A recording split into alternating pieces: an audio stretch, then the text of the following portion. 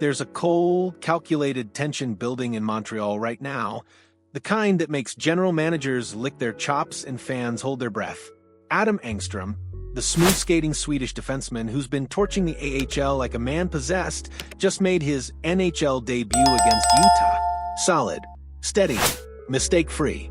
But here's where it gets deliciously complicated. Multiple NHL teams are circling like sharks. Pierre LeBrun is dropping breadcrumbs about trade interest, and the Canadiens suddenly decided now was the perfect time to showcase their 2022 third-rounder on hockey's biggest stage. The Engstrom enigma, too good for Laval, too blocked in Montreal. Let's establish the facts with surgical precision. Adam Engstrom isn't just another organizational depth piece padding stats in the minors. This kid has been absolutely dominant in Laval, 14 points in 18 games, AHL Player of the Week honors after a jaw-dropping 5-point explosion against Belleville, and a two-way game that screams NHL ready louder than a Bell Center crowd during playoff overtime. He narrowly missed cracking the opening night roster out of training camp, but instead of sulking or settling, Engstrom went back to Laval and turned the AHL into his personal highlight reel. His skating is fluid, his decision-making mature beyond his years, and his offensive instincts are exactly what modern NHL defenses crave. By every measurable metric, he's earned his promotion.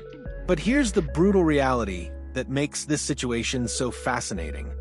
Where exactly does Adam Engstrom fit in Montreal's long-term blueprint? The Canadiens' left side is a traffic jam of talent and term. Lane Hutson, the offensive wizard who's rewriting the rookie defenseman handbook, is untouchable. Caden Goal brings that rare combination of physicality, skating, and two-way reliability that contending teams would mortgage draft picks to acquire. And Mike Matheson, freshly extended and playing some of the best hockey of his career, isn't going anywhere.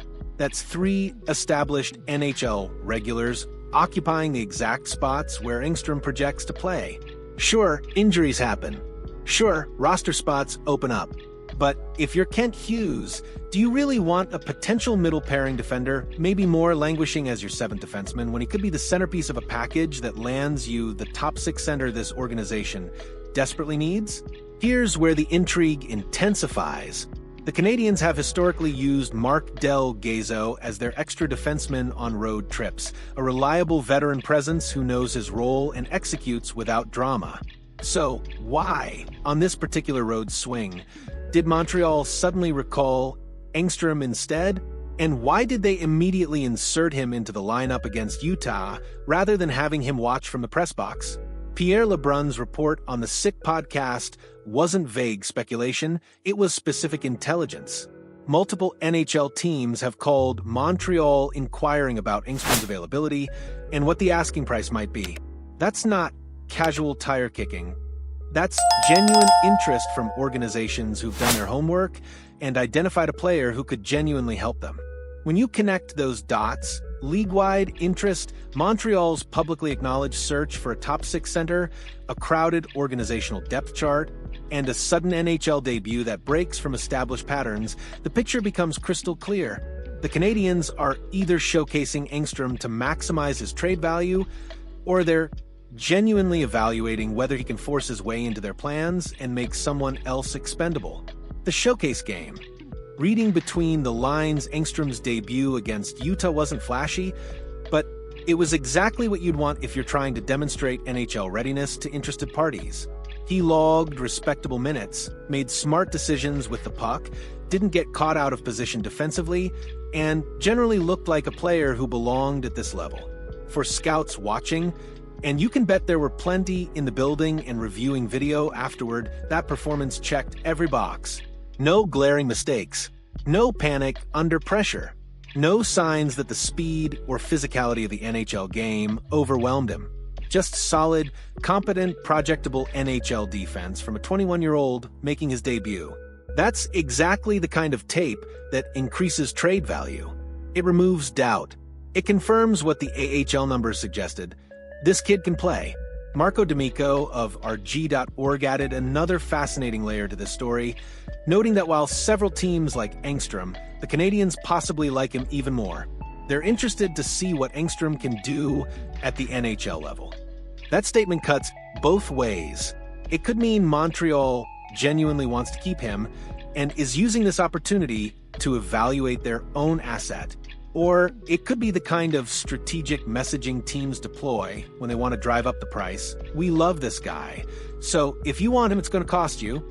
Let's talk about the elephant in the Bell Center. Montreal needs a legitimate top six center. Nick Suzuki is excellent. Kirby Dach is still finding his way back from injury.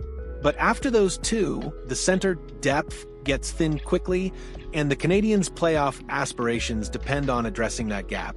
The problem? Top six centers don't grow on trees, and they certainly don't come cheap at the trade deadline. Teams with quality centers either aren't selling or they're demanding premium assets in return.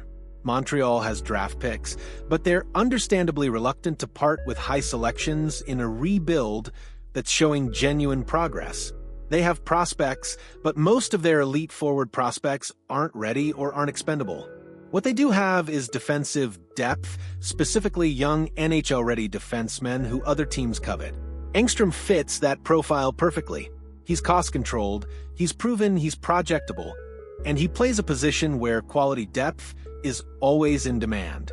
A defense-for-forward swap makes perfect sense for both sides. Montreal gets the center help they need without sacrificing future draft capital or disrupting their forward prospect pipeline.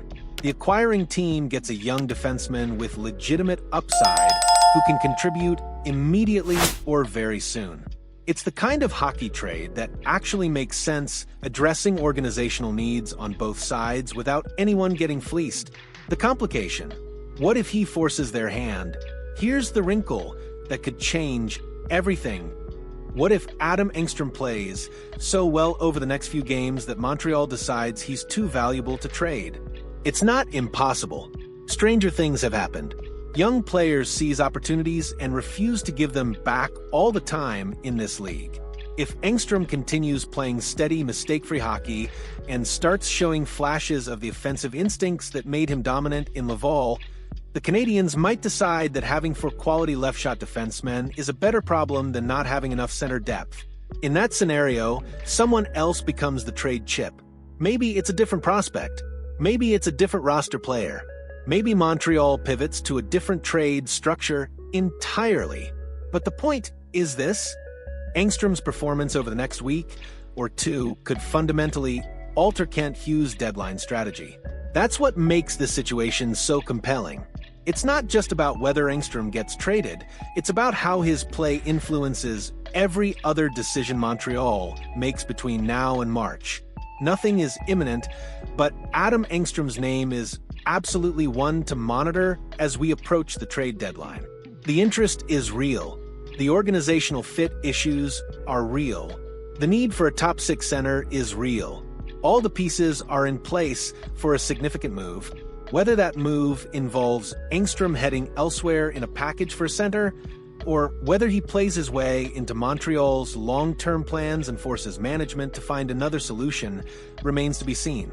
But make no mistake, the Canadiens are making calculated decisions right now, and Engstrom is at the center of those calculations.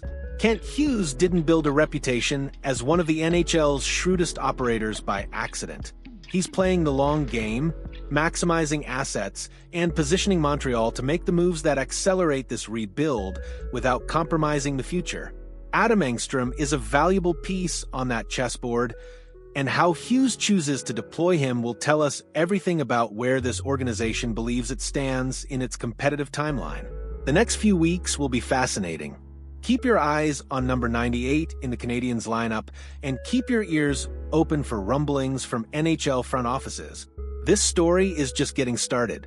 What do you think Montreal should do with Adam Engstrom? Is he the key to landing that elusive top six center, or should the Canadiens hold on to him and find another way to address their needs? Drop your thoughts in the comments below, and don't forget to smash that like button if you want more in-depth hockey analysis that goes beyond the surface-level headlines.